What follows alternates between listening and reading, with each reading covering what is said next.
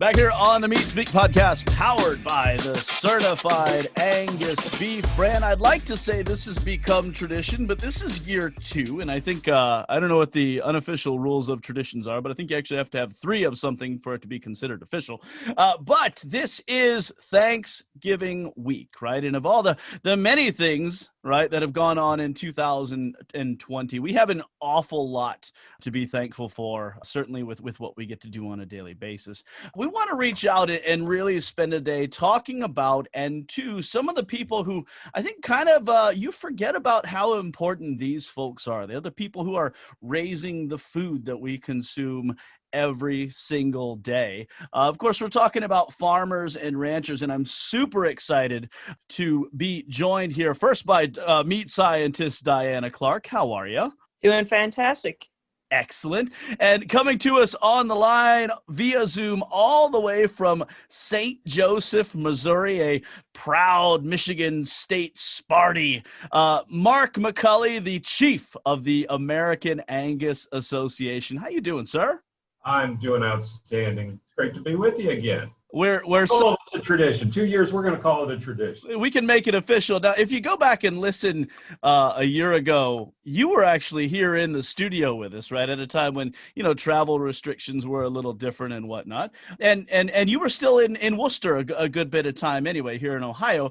But Tony Biggs barged in a couple minutes in, and he had steak and eggs for you. Tony Biggs is apparently slipping because he's not here, and I don't smell any steak or eggs anywhere. Well, I keep looking at my door thinking somebody's going to be knocking to surprise me with steak and eggs. So, yeah, Chef Tony set kind of a pretty high bar, pretty high expectation last year, and I'm going to be a little disappointed. To be totally honest, we get out of here without somebody coming in with a big old, porterhouse and some eggs over medium. Yeah. I'm a little upset that Tony's never provided me steak and eggs for our podcast recording. What is this? Tony, you got some splaining to do.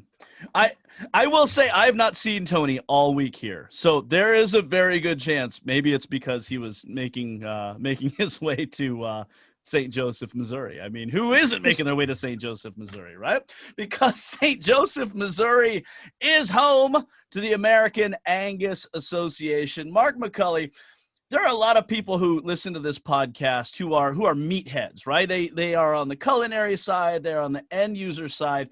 They don't necessarily always think about that there's an American Angus Association behind this. Tell us about the association, why the association exists, and a lot of the things that you guys are doing right now. Yeah, you bet. I mean, it is right. It's probably a part of the beef supply chain that sometimes is a little out of sight, out of mind if you're a consumer or an end user of our products. But if you're on the production side, you'd have a lot more familiarity with it, obviously, right? Because it's what the association is we represent about 25,000 Angus members across the country that raise registered Angus seed stock, and they're the ones producing the bulls that go out into the commercial herds to raise the feeder calves that eventually get that fuel our beef supply chain. And so, really, if you would, the very, very, very beginning of this whole beef supply chain are these registered Angus breeders. And so we represent them in a lot of different ways. We have some small breeders that have just a few cows. We have some that are much larger, and we offer programs and services as an association to support each and every one of those. And so we do a lot of things with our youth programs and developing the next generation of Angus breeders. Again, it's there's a lot of stuff going on, pretty diverse program, but it's been a great year. Excellent. Mark, can you shed some light on the beef industry as a whole? Our guest coming up, our second guest, I should say, who is going to be joining us is a gentleman named Jonathan Perry, who's down in Fayetteville, Tennessee, and he runs Valley Angus. He also has a restaurant that he owns too, because apparently, he has a lot of hours in the day, because two 60-hour jobs in a week, it just isn't enough. So, but he's going to talk to us about their operation. They're a seed stock operator, right? Which I think a lot of folks think, you have a farm, you raise cattle, you send them to harvest, you eat them. there's a whole lot more going on in the chain. Can you talk a little bit about the different systems that are in place down the beef chain that have evolved, honestly, to get cattle that finish at a high quality endpoint? And also, those folks at the very beginning of the chain who, the last thing they ever want to do is take one of those animals to harvest. Yeah, it is. These folks have to be really looking with a long lens at the decisions that they're making. Literally, this today aren't going to come to fruition for many of the users of or listeners of your show here for another literally 5 to 6 years. And so again, really looking with a long lens and really trying to be progressive and think about where we need to make cattle better to ultimately to produce a better eating experience for the consumer. Outstanding. Well said.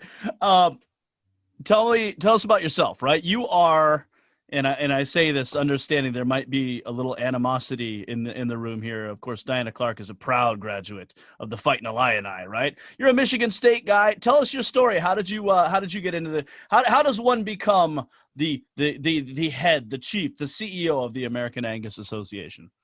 Well, I don't know about what the path. I've been incredibly blessed and fortunate in so many different ways. But I'm a small farm kid from Central Illinois, and just grew up with a small family farm, but loved the cattle. Always loved the cattle. Central Illinois is a little bit more row crop and farming country, but I loved the cattle. And again, we didn't have a big operation to go back to, so I went on to school to study animal science, and from there just got lots of different opportunities to learn about the industry, to meet some fascinating people, have some great mentors and folks that just helped me along in so many different ways, and ended up in graduate school up at Michigan State. I do root for the Sparties quite frequently, but my undergraduate was at Western Illinois University in Macomb. I started actually at Lakeland Community College and was a part of livestock judging teams. Probably many on your listening, that's going to be a pretty foreign idea, but went through college actually on scholarships to go judge livestock and be a part of intercollegiate livestock judging teams, and had the chance to go coach the team at Michigan State. Tom Izzo didn't call me for any coaching advice, but we were there at the same time. And from there, just had the opportunity to go to work for a livestock marketing cooperative where we helped farmers and ranchers market their livestock, which led me to an opportunity to work with Certified Angus Beef, which actually turned to kind of a job interview. And then I went to work for Certified Angus Beef and had the great opportunity to be there for about 19 years. And then last summer, had the opportunity to make a little switch within the Angus family and come out here to St. Joseph, Missouri, to take on the role of CEO of the parent company, and I've been here now since last summer. So it's been not the first year I had anticipated, but it's been a year that I will always remember. How about that? Well put. Diana, tell us about it if you could. Obviously, Mark talks about all of the decisions that are being made back at the ranch, right? Different genetic decisions, different feeding decisions, things like that. Talk about how that has translated to the end product. I guess, what are you seeing from a meat science end? I mean, it would appear as though there's been a continual progression in the quality endpoint of beef, to the point that you almost never see select beef anymore. Yeah, that's a really good point. First and foremost, I do just want to point out how many great people come from the state of Illinois. Just want to throw that out there, okay? But really, just to drive that home, I mean, when I was in college, so I graduated from University of Illinois in 2011. During that time, we would talk about prime grade during our meat judging classes, just talk about how there's not that much of it. I mean, our Dr. Tom Carr, my primary professor, he would drive home to us, because I did meats judging, that you don't always call prime because there's really not that much out there. So you really need to make sure that you're right when you're calling it prime. And I would just, with that be engraved in our head, because it'd be about 2% would be that USDA prime, 2 to 3%. And now this past year was 11%.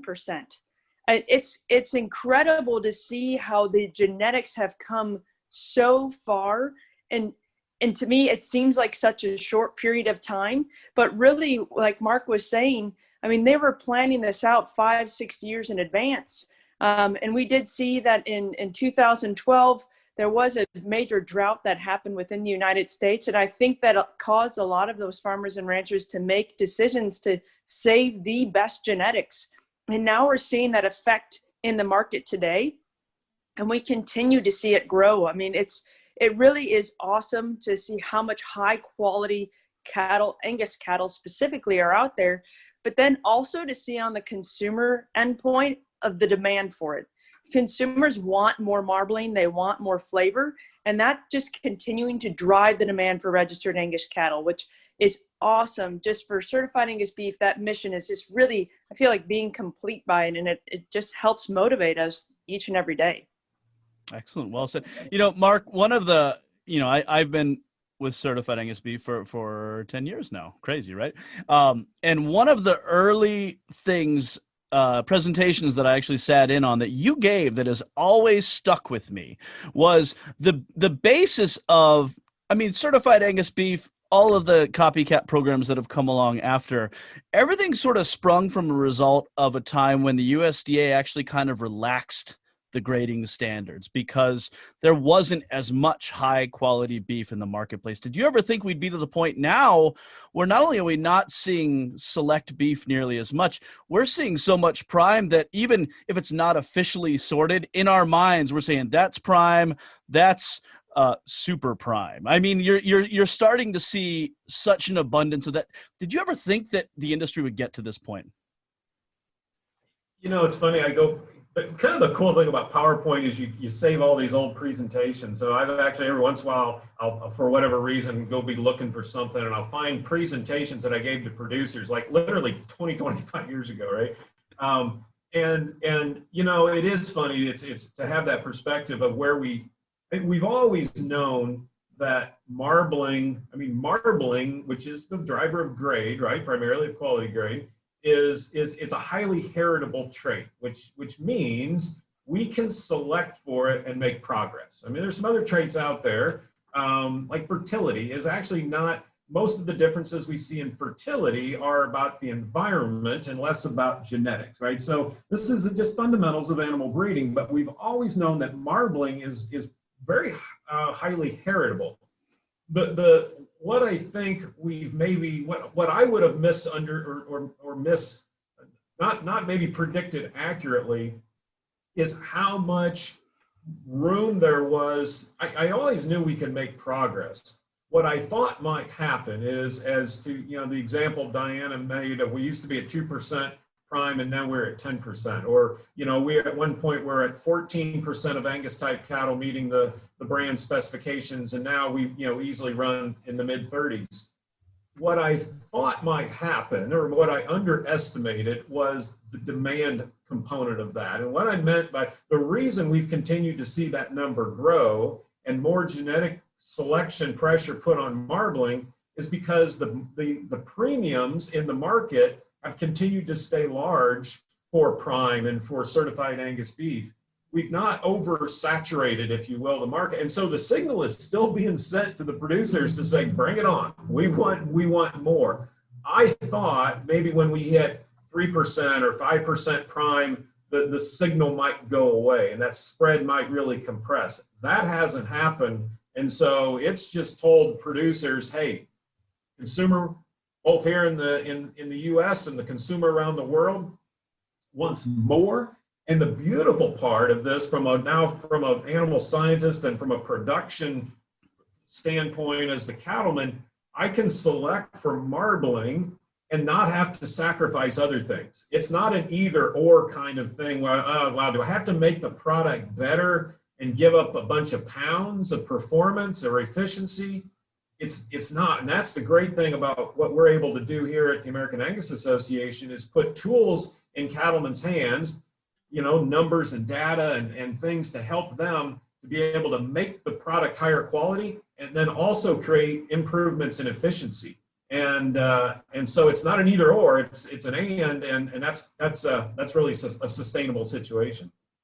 Excellent. Mark, if we could change gears here, I wanted to bring up a topic that I had heard a couple times, and actually it's top of mind because I was in Chicago recently and I heard it there too. Was this idea that 2020, right? If you'll remember, there was a point where packing plants had to slow down and pinch production a little bit because of COVID happening, and beef prices went through the roof. There was a you can look back at charts. I mean, and years from now, we can look back at 2020 and be like, I know what happened there when we see the spike.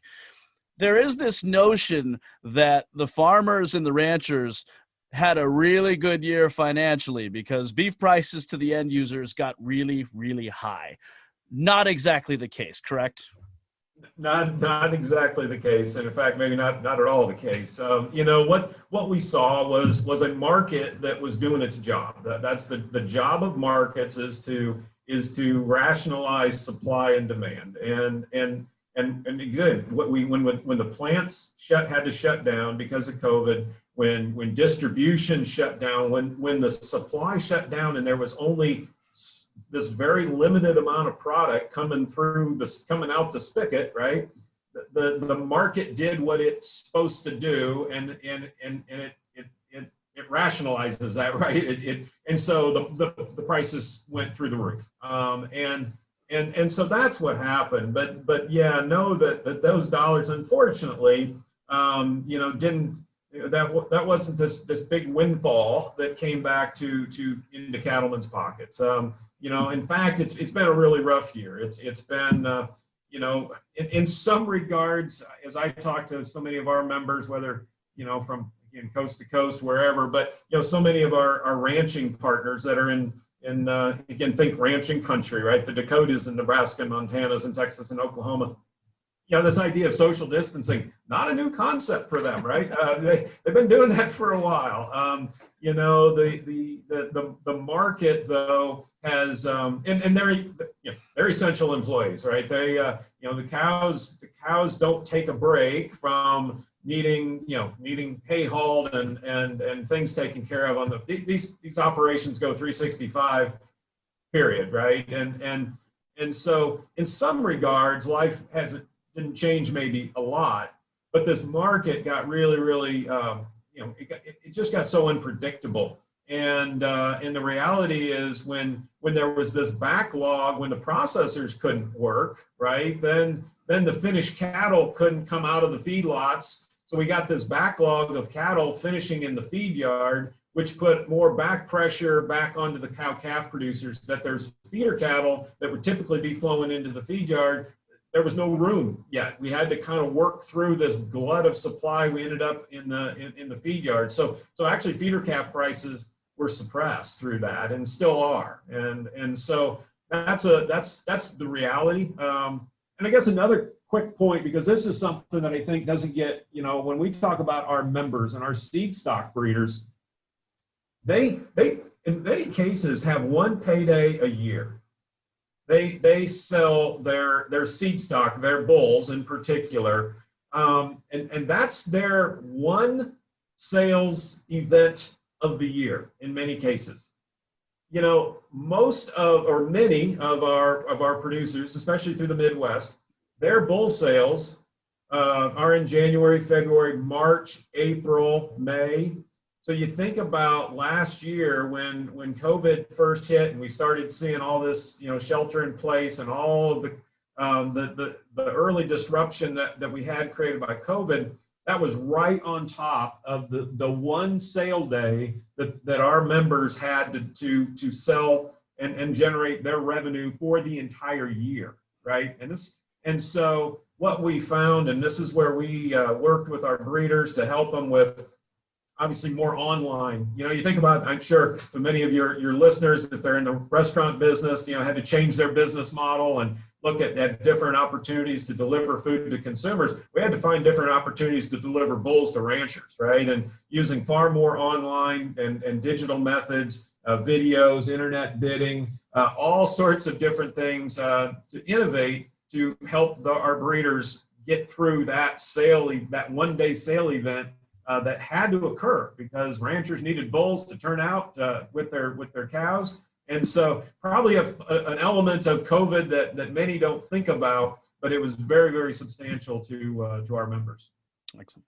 Well, I'll tell you what, on that note, we are going to pause and take a break. If you wouldn't mind sticking around to come back after, we are going to have a chat with one of your members, actually, Mr. Jonathan Perry from Deer Valley Angus down in Fayetteville, Tennessee. That's about 20 minutes south of Jack Daniels, right? If you need to picture where that's at, one of the most beautiful areas, honestly, in the country that I think most people never get to. Jonathan is going to talk about a lot of those challenges that Mark you just talked about and how they have managed to get through the year. He is also an interesting guy because he has a restaurant in his possession as well. So misery loves company, right? So if the problems ranchers had to deal with this year, you've also got a restaurant as part of a restaurant industry that has been pretty well documented in terms of how that's gone this year as well. So Jonathan, super interesting guy. Really excited to hear what he has to say. So if you will stick around here on the Meat Speak podcast, powered by the Certified Angus Beef brand.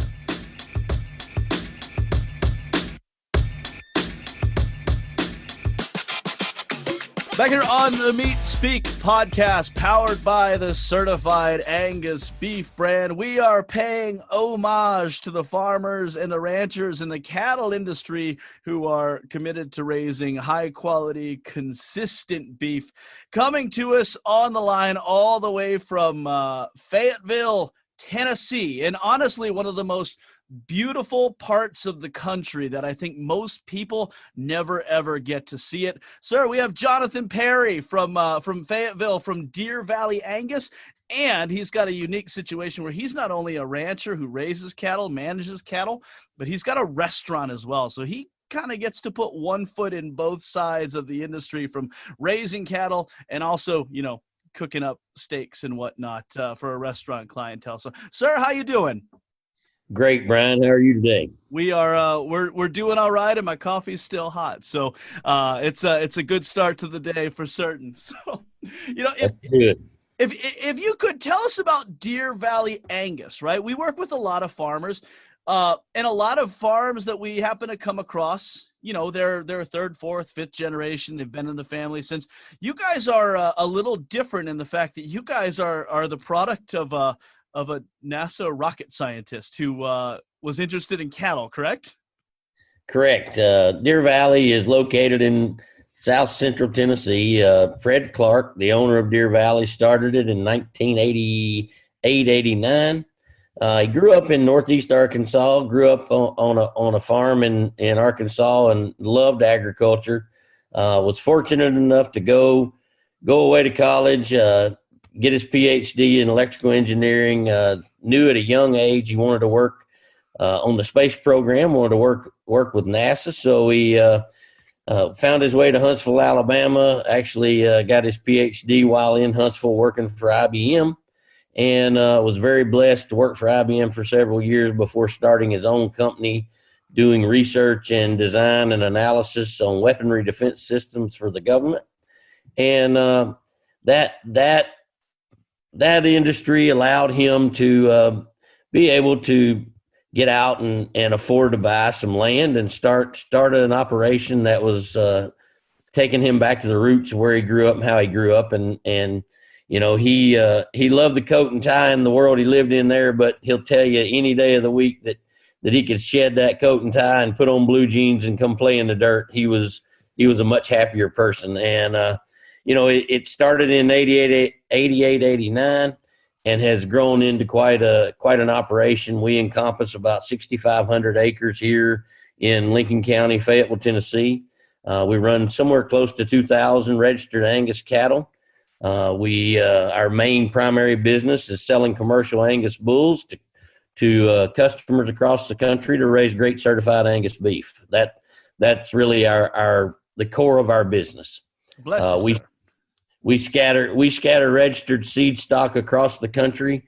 We sell in the neighborhood of 500 bulls a year, close to 500 females a year, out into seed stock operations to raise genetics from the female side to other producers, but our main goal and our main task every morning when we wake up is to raise quality Angus bulls that can go out and impact the meat business. That's fantastic. So you guys fill a specific niche, and we'll talk a bit more about the restaurant in a little bit here, but there are, it seems like the more time goes by, the more people get farther and farther away from the farm. And the cattle industry is one, there's such a push for the farm to table movement. And we know chefs who grow their own vegetables, serve them in their restaurants. It's great. You have a foot in both sides, but you can't necessarily or wouldn't necessarily take your own cattle, cut out the whole middleman and go straight to the restaurant, correct? Correct, Brian. For multiple reasons. One is, our primary objective here is to raise breeding stock. We're for lack of a better way of saying it, we're at the top of the chain. We are fortunate enough to have genetics and make decisions genetically that affect the industry all the way down the line. And our objective is to try to figure out how to raise quality product in volume every day in a sustainable, healthy manner. And, so that obviously is our objective. The other side of that coin is I get it every day at the restaurant. Why do you not serve Deer Valley beef at the Hickory House? And, I try to give them an analogy that certified Angus beef has one of the most unique systems in the industry. Here, if we were harvesting cattle, it would be a very small scale relative to where certified Angus beef comes from. Certified Angus beef is able to reach into the market where thousands of animals are harvested every day and only take the elite top cuts out of that chain to send to restaurants and grocery stores every day. Here, on a smaller scale, if we tried to do that, we would be basically stuck with everything we produce, whether it's perfect or on the bottom side, not where we want it to be. And so it is a much better system that really changes the consistency and the quality of the product on an everyday basis. And well said. We always try and tell chefs when they talk about, well, I just want to get a whole cow from the farmer down the road. And, we always say, cool. Are you going to have some specials featuring eye of round steaks? Things that you don't typically see in restaurant operations. They're not right. Cattle aren't just filled with ribeye steaks, right? Yeah. We get that all the time. People don't realize that an animal has one ribeye. It's a left and a right side, and we get X number of steaks out of it, and we have people come to the farm wanting to do the exact same thing you're talking about. And I'm like, okay, what are you going to do with the rest of that product? What are you going to do with the cuts that are not as desirable or not as easy to prepare and cook and serve? And, the system's not as easy farm to table as people think. Yeah. They're not just beef pinatas filled with tenderloins as soon as you. Right. Well, I'll tell you, tell us about yourself personally. I mean, farming background, are you from the Fayetteville area? Actually, Brian, I grew up in South Georgia, grew up on a cattle and farming operation, been in the business all my life, loved it from day one, went to college, supposedly going to get educated, go do something great, and wound right back up where I started because it's my love. The process in the cattle business is very slow relative to what most people think, and from the day that we dream up a mating and we start the inception of creating offspring, we're looking at basically 24 to 30 months before that comes into fruition and we actually harvest those animals and see how good a job we did of creating the product, and so that is a labor of love is the way we like to say it, and you got to have patience and love for what we do to do this business.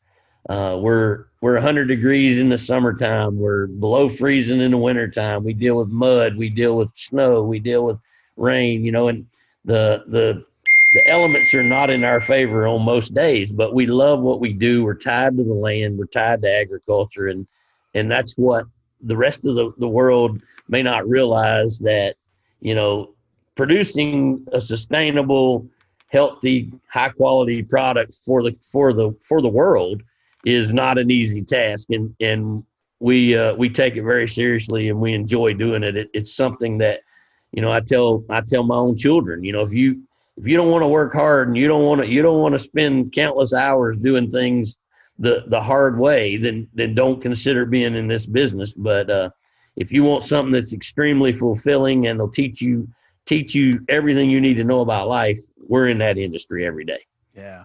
Understandable. I grew up on a dairy farm up here in Ohio, and unlike what you guys do.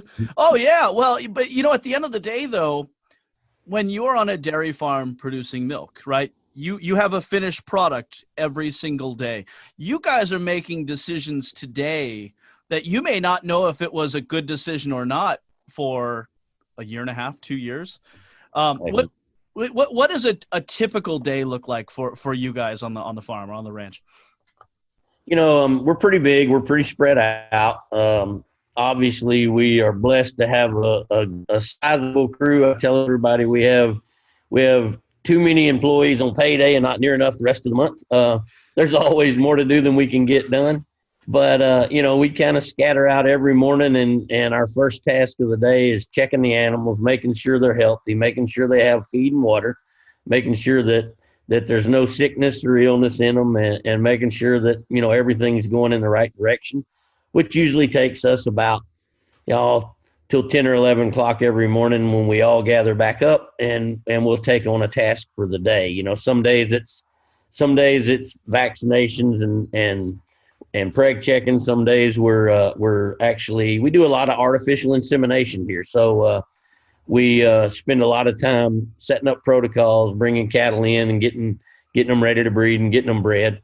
And so we end our day the way we started it. We were right back in the pastures, checking for health, checking for issues again at night. So it's never ending. We do quite a bit of row crop farming as well. We grow basically everything they eat on the place. And so we spend a lot of hours in the field as well, growing a crop that we can harvest and feed cattle with. Excellent. Can you talk about, I guess you've touched on it, the care every single day starts with a check on the cattle, right? I feel like in the greater industry and in a lot of mainstream media, there is an image of what happens on the farm that, it's just a factory, they push out. The reality is that one, farmers care about their animals, right? My father, we sold the dairy farm in 2007. To this day, he still misses his cows. But there's also a level of economics as well, where you have to take care of the animals or they're not going to perform for you at the end of the day, correct? Absolutely. They're like family to us. If we don't keep them healthy and we don't keep them going in the right direction, then obviously they can't give back to us and earn us a living. We are stewards of the land and stewards of the cattle first every day, because that is all we have to make us sustainable. Yeah, well said. Hey, let's talk about the restaurant, right?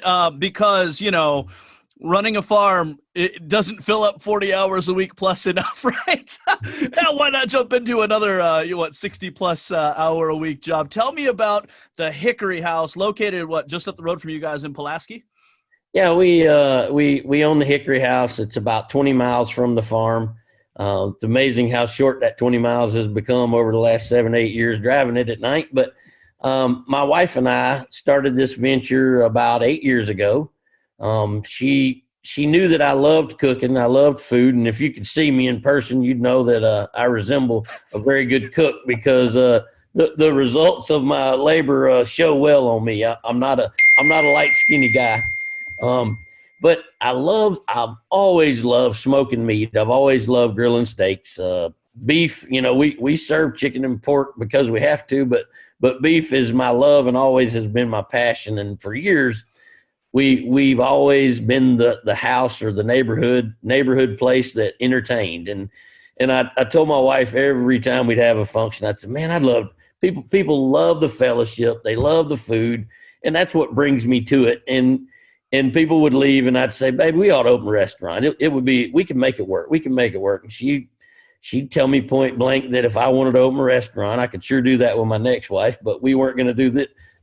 We weren't going to do it together. So she was a paralegal for 30 years and had decided that she wanted to change. And this quaint little restaurant that had been there for 20 something years, been a staple in that neighborhood, came up for sale. And she came home one day and she said, "You're not going to believe this, but the Hickory House is for sale." And I was kind of like double take. I'm like, why would she be telling me this? She said, "You know, baby, we could buy that place and open it, and I think we could make it work." And I'm like, "Really? Where's my wife?" So we did decide as a joint venture to open it up. She runs it during the day. She handles the we had a pretty good understanding going in that I deal with finances, I deal with employees, I deal with issues on a daily basis at Deer Valley. I'd be the workforce and the creative mind behind it. I'd handle the food, I'd handle the cooks, I'd handle the schedules, I'd handle the inventory. She'd handle the finances, she'd handle the personnel problems, and she'd handle the public. And so it has been a wonderful marriage between the two of us to make it work.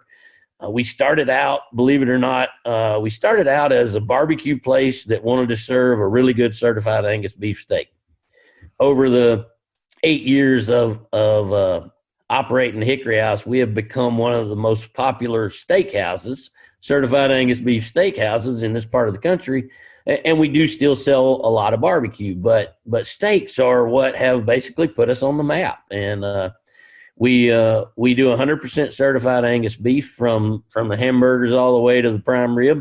We do specialties on the weekend, whether it be chuck short ribs, whether it be bone-in ribeyes. We don't do a lot of those different cuts on the menu every day, but part of my passion for the restaurant's playing with new ideas and new cuts of beef. So we're always featuring something special and different on the weekends when I have more time to be there and do it.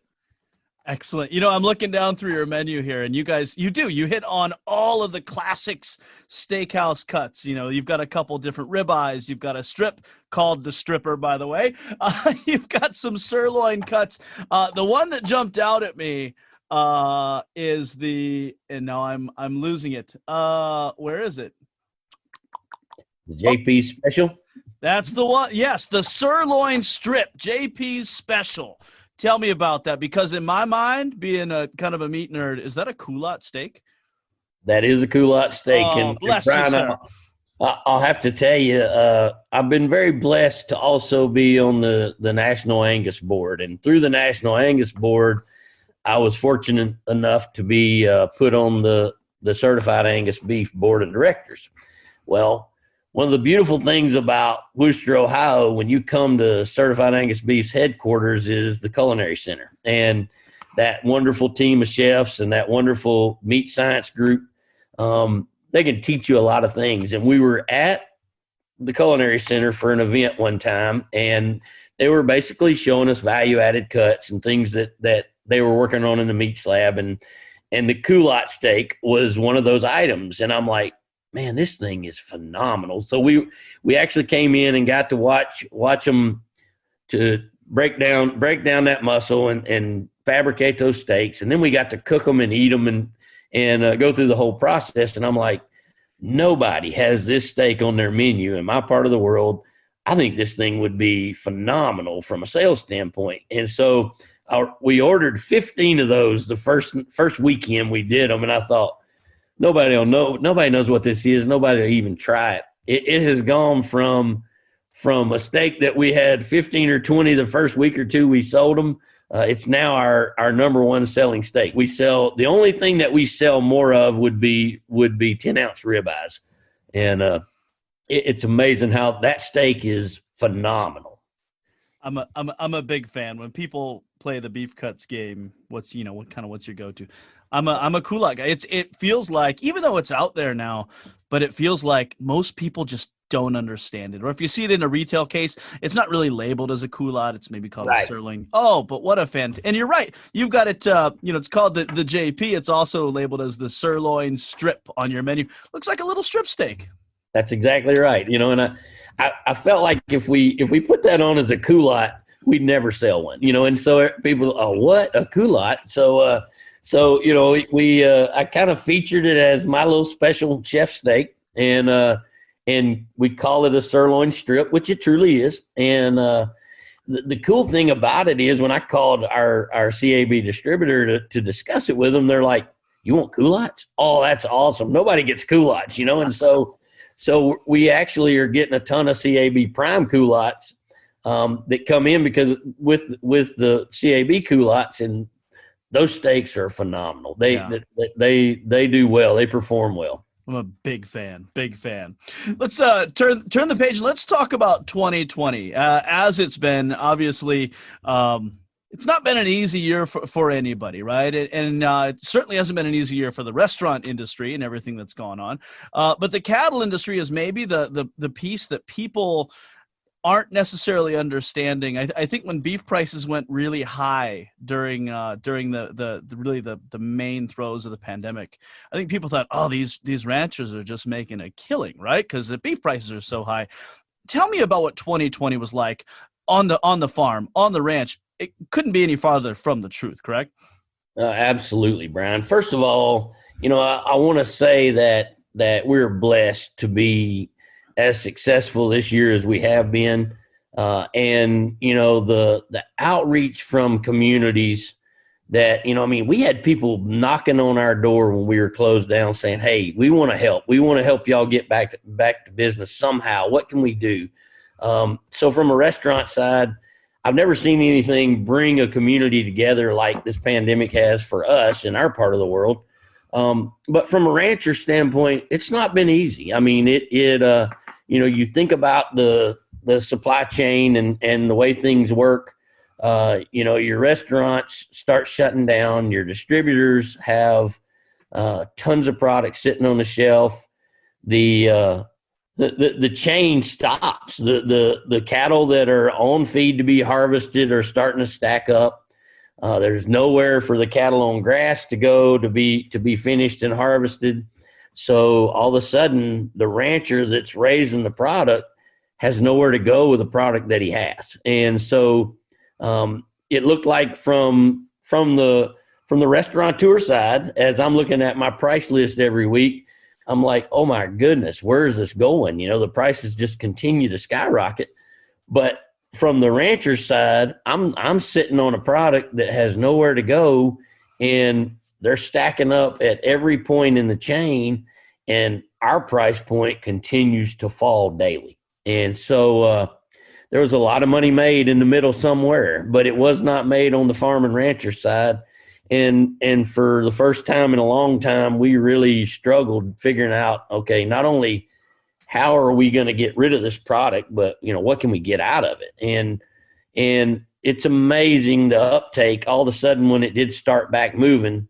Farmers and ranchers, your American farmer and rancher is probably the most resilient, toughest operator in the world. We can change speeds at the drop of a hat better than anybody, and we'll figure out ways to move that product or shift that product to a point where we can hold on to them a little longer as cheaply as possible and still make it work. We'll make it through it, but it has not been an easy process on the farm. And, how about now, I guess by the time this goes live, we'll be at the end of November. But, fall of 2020, have things started to return to, I don't know what you'd call business as usual, but are things starting to feel a little more familiar now? Yeah, Brian, things are starting to trend back to a normal. I think they're, on the farm and ranching side, we still are the lowest guy on the totem pole. We're still at the tightest profit margin of anybody in the chain, and we're still plugging away. But the restaurants are opening back up. Product is moving again. It's we're still not seeing 100% normal, and I don't know that we will for a while. I'm an optimist, and I believe that we'll figure out a way. But I still think we're going to look at decreased sales for another 6 to 12 months at least. And hopefully that goes fast. Yes, sir. And how about on the restaurant side? Did you guys did you have to shut down for a spell? We did. We have two worlds. So obviously the cattle side, the farming side takes up a lot of our time. The restaurant takes up the rest of it. And so when basically the state of Tennessee shut down, we could go to 100% takeout or delivery, which our setup is not really set up to do. We were a sit down restaurant that had we had some to go business, but not a lot. You don't go to a takeout order restaurant to buy a great steak very often. We've seen trends change though. We've seen guys start to do that, but we shut down for 2 weeks, and at the time it was in March. Our bull sale that we have in the spring was the next week, and we had our hands full with that. And we just decided, hey, but we're gonna shut the doors. We're gonna take care of our employees. We're gonna shut the doors. We're gonna get our bull sale behind us, and then we'll figure out how we can operate. And so we did that. We got back in, and we kind of recreated our menu, and eliminated a lot of the items that we cook every day, and kind of went to a more short order or cook to order menu, and started doing takeout or delivery, and did that for about 6 weeks. And then they allowed us to open the doors back up 50%, and customers started back in the door. And I'll be honest, we had a hard time keeping it at 50%. We had people wanting to come in the door, and we did what we had to do. We did what we were instructed to do, and we made it. But by June in Tennessee, we were back to 100%, and we have been so blessed that our customer base has come back. We've created a group of customers that are takeout only, that have always been dine-in customers. And I think if you look across the country, there's lots of different reactions to the pandemic, and we all have a comfort level that's different. And so we've got customers that come in every day just like normal, like they always have. We got customers that'll come in a little more sporadically, or not as comfortable to sit in there when it's crowded. And then we got customers that, quite frankly, still won't come in. They'll drive up and order. Some will come in and get the order. Some will sit and wait for you to bring it to them because they're not comfortable coming in. And I think that's just what we're going to deal with this pandemic for a while. But I think our restaurants across the country are going to have lots of local support to get back to a normal and be able to operate and be viable. Amen. And we'll all be better for it. Where you guys are located, and I always like to kind of paint the picture of where our guests are from. You guys are located north of Huntsville, Alabama, south of Nashville, Tennessee. One of my personal favorite parts of the world, because for years and years and years, we go down and participate in the Jack Daniel's World Barbecue Championships down in Lynchburg, Tennessee. And I think it was before I ever actually met you for the first time. I was at the Jack, and our pal Ray Lampy, Dr. Barbecue, down in Tampa, was driving up to judge the Jack. And he said, "Hey, Brian, check this out." And he pulls out his phone and he showed me a picture of this green barn with our logo painted on the side of it that he had driven past, which was your operation. You guys are one of the 40 barns that has certified Angus beef painted on it as part of our 40th anniversary celebration from a couple of years ago.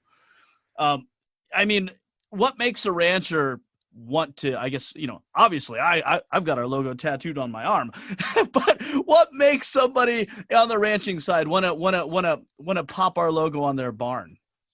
Pride of ownership, brother.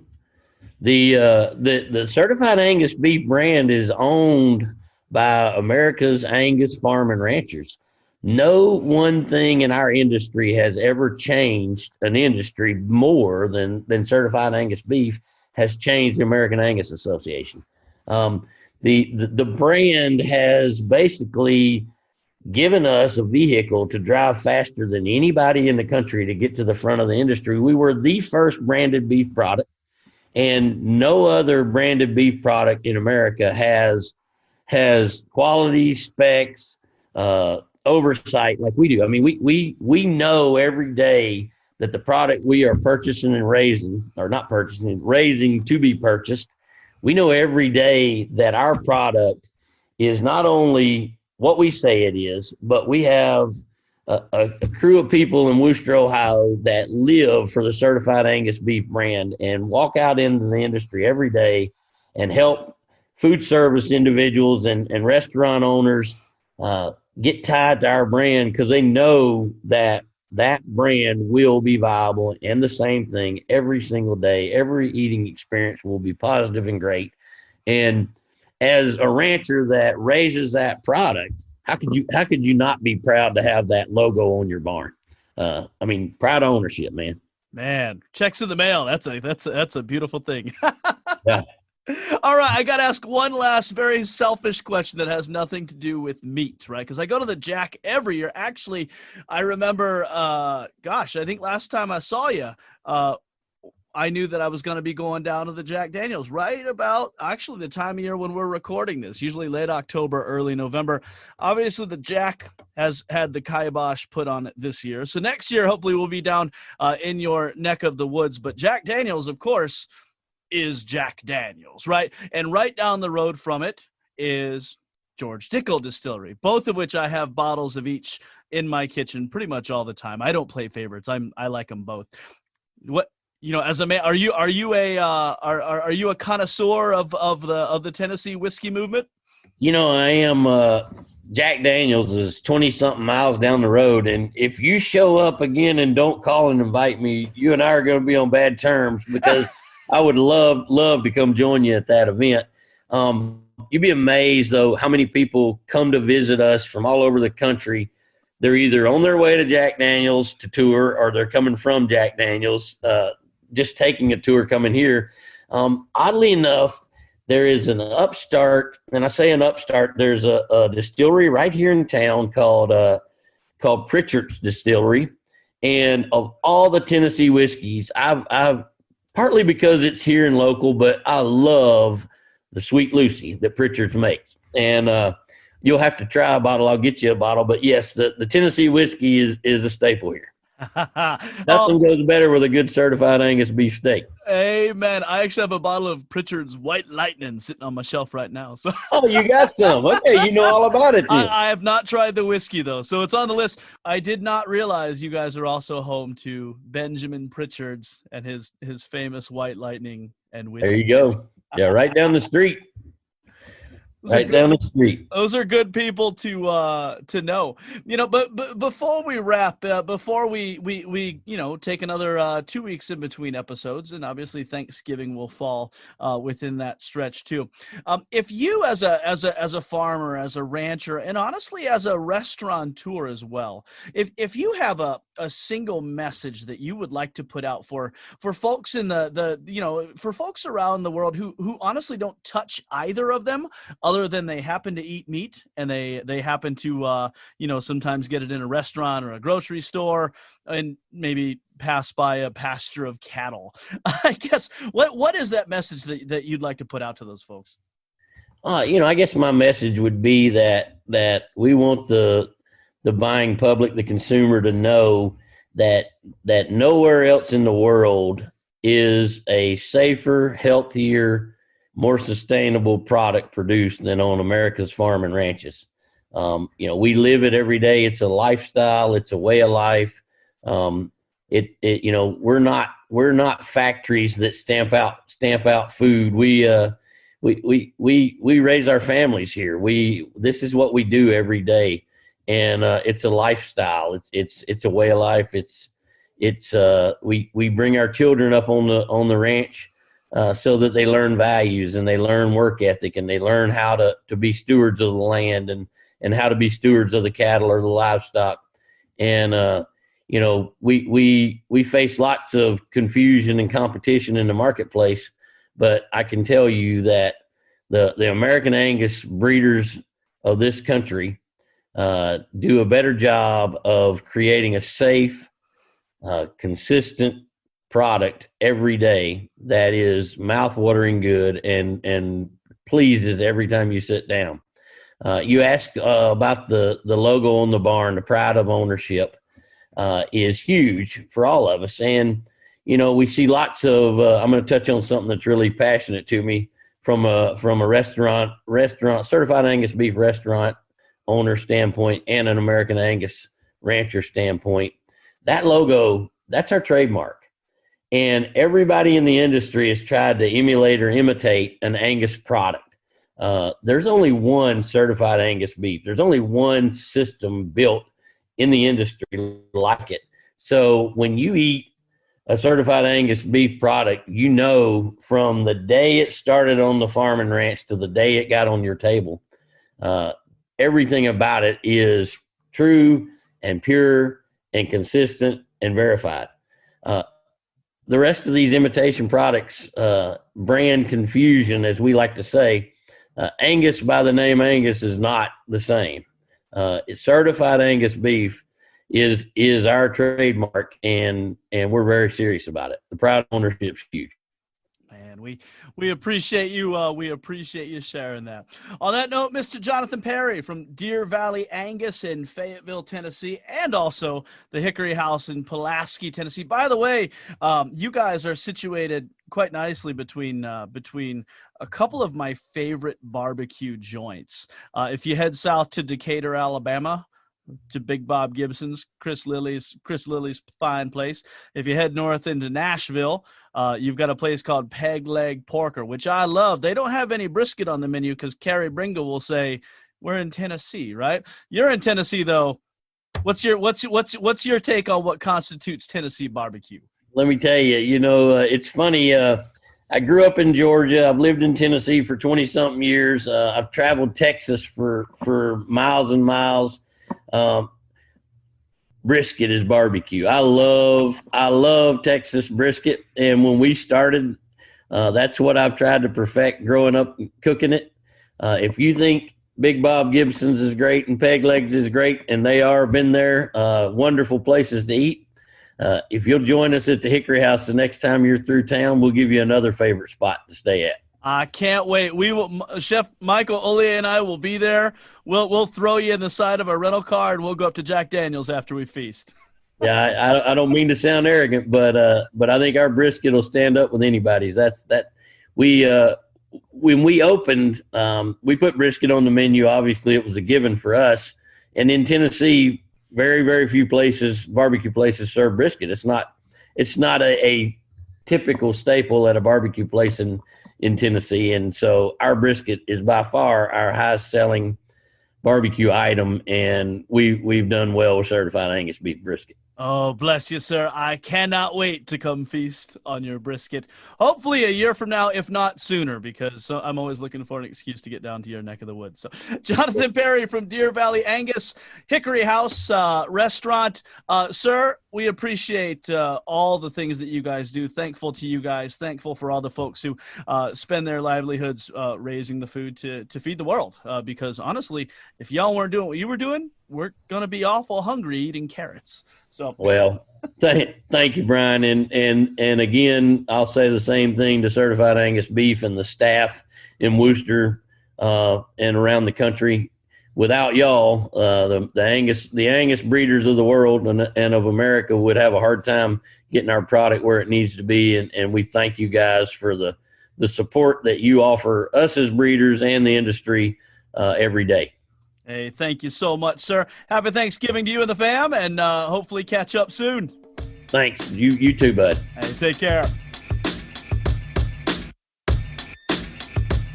Back here on the Meat Speak podcast, powered by the Certified Angus Beef brand. Brian Schaaf here, being joined via Zoom, meat scientist Diana Clark, and all the way from St. Joseph, Missouri, Mark McCully, the head honcho of the American Angus Association. What title do you prefer? I know there's CEO out there. I'm a big fan of Chief. Well, yeah, I don't know. CEO is, I guess, my title. Yeah, Chief. Chief is a good one. I don't know. You know, we've talked a lot about the different things that have gone on the ranch, and in any given year, ranchers know, they're going to have their share of challenges. It's the nature of the beast, right? When a lot of what you do is really hinges on the mercy of Mother Nature. you know it's going to be a hard year. This year, obviously, with COVID and whatnot thrown in, certainly exacerbated the process. But Mother Nature was Mother Nature again this year. Of course, the derecho that wiped out a lot of farms in the Iowa area. Of course, wildfires in California and Colorado and everywhere like that. Some of the stories that you hear from ranchers are just heartbreaking. I remember one interview. One of the ranchers, I think in Iowa, said, they're probably not going to see a paycheck for another 12 months while they're rebuilding their farm. Can you touch on what this has been like? Is there an aspect that it just feels like things just keep piling on? Well, yeah, gosh, this year, this year has been a year like none other, at least for those of us that, I don't know what a reference point would be of something comparable. This year's just been so crazy, right? But, in some regards, and it's what I'm honestly, I'm continually inspired and motivated by the members, the ranchers that I get to have an opportunity to serve every day. Their resiliency is unbelievable, and it's and I grew up in farming and production agriculture, and I think that's always just been that's just kind of the way things happen, right? You put your head down and you get through it. In an industry and in a way of life that's so dictated by weather, that is obviously out of our control. It's funny. I always remember growing up that Dad, every morning he had this calendar by his desk, and he would always record the rainfall and the forecast, whether we had sun. And I said, what a waste. What is this? And this was before the weather app, of course, but it just, I think back on that, and it's just such a vivid reminder to me of we were farmers. That was our sole source of there was no other source of income, and our livelihood was dictated by weather, and so that's just ingrained in those in the farming and ranching business. That all said, this year has been, whether it was floods, whether it was the storms in Iowa, whether it was the fires, all of those things, hurricanes, can't forget hurricanes. We have folks and members down in the coastal region that were impacted by hurricanes. And it just, it feels like it's just one thing after another this year. But, when I talk to farmers and ranchers, they're still optimistic. They're putting their head down. They're resilient. They're looking forward to what's next year, and they're investing in their seed stock because they're looking forward to what's ahead. And so it's inspiring. It's tragic to see what's going on. I appreciate the opportunity that this podcast really allows us to talk about this, because candidly, it's the stuff that a lot of our normal media channels are not covered. And it's so important to our overall food system, which I would argue is a national security issue. So it's I'm glad for the opportunity to share what our members and the farmers and ranchers out there have dealt with, and sure proud of the resiliency by which they've gotten through it. Yeah, we should all be thankful that the folks who feed us, man, hope springs eternal, right? They're it doesn't matter what gets thrown at them, they're gonna just keep pushing on. So and speaking of which, that's from the farmers, that's all the way to the leadership of the association. You guys, you'd mentioned you're always looking to provide them with new tools, with new tests that give a genetic breakdown of the animals that they're dealing with. Let's talk to me about the future of the American Angus Association. You're 137 years old. Diana, do you think there's a dry age steak out there that's 137 years old that we could tear into in celebration? Oh, goodness. I don't know if we want to do that one. Let's just celebrate with a wet age steak. 21 days. Fair enough. Mark, talk to us about the future of the association. I guess, where are you guys headed? You've always got something cooking. I know that.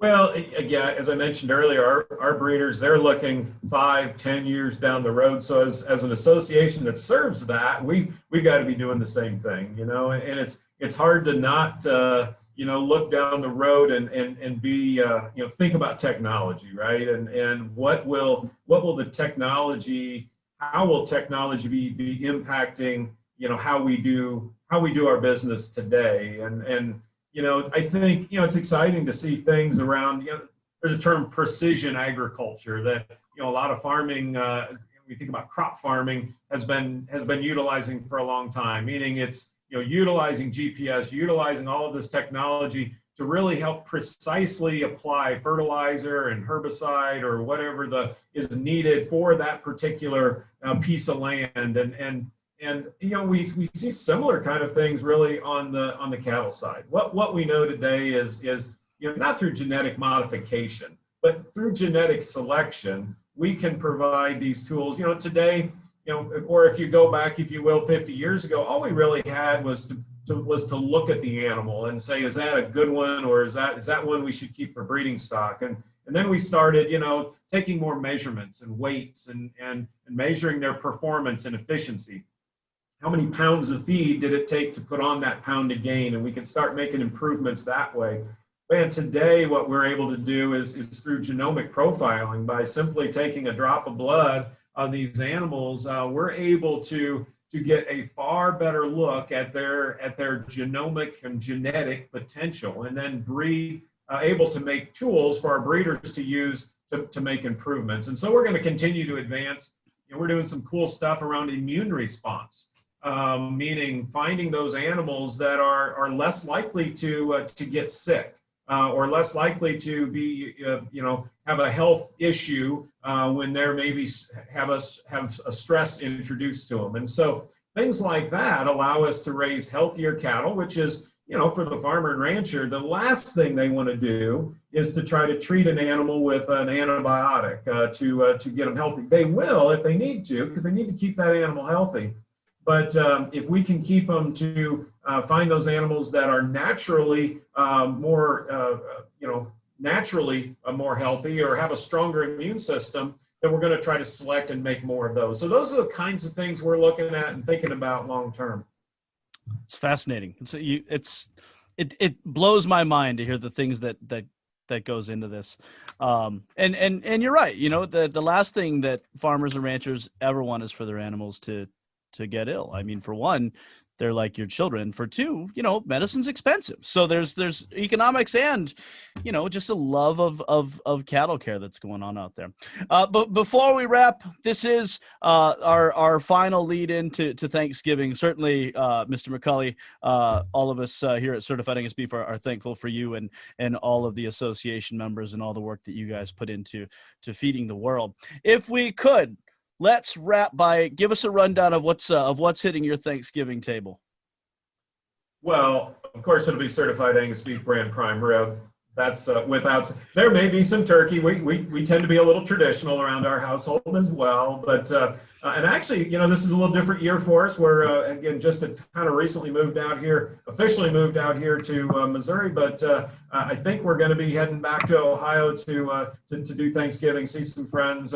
Still have a son back there, so we're going to get together and so it'll be an Ohio Thanksgiving is I think what's on the docket for us. But Certified Angus Beef will be on the menu for sure. Well said. And if you're coming back to Ohio, maybe Chef Tony can start to make up for this hole that he's dug by not popping into your office today with. There was a reason I brought this up, that I was coming back to Ohio, so I hope that word gets to him. Absolutely. No one who listens to this podcast, so many of the folks that are out there representing this product each and every day, on behalf of the farmers and ranchers, I want to thank you guys. And you guys are the ones that are out there connecting with the consumers and out there wonderfully preparing this end product and making it a great eating experience and driving the demand for the product. This is a mutual deal, right? The farmers and ranchers can't do it without the chefs, without the restaurateurs, and vice versa. So thank you to so many of your listeners, Brian, that are out there on behalf of farmers and ranchers getting their product and their goods sold. Well, I have spent about 10 days over the last 2.5 weeks in Chicago. And every time I travel, hopefully you guys notice an increase on the blip of beef consumption, because I am, I like to think of myself as a one-man wrecking crew when I'm on the road. So I'm trying to do my part for you guys. Oh, we definitely noticed the blip, Brian. It's there. Oh, outstanding. Mark McCully, CEO of the American Angus Association. We appreciate you taking time out of your schedule to join us on the Meat Speak podcast, powered by the Certified Angus Beef brand. If this is your first time tuning in, know that you can find us across Apple, Google Play, Spotify, most of your major podcasting platforms, or simply by visiting us at certifiedangusbeef.com/podcast. This is Brian Schaff. Joining me is, of course, meat scientist Diana Clark, and once again, Mark McCully of the American Angus Association. Thank you for joining us, and happy Thanksgiving all.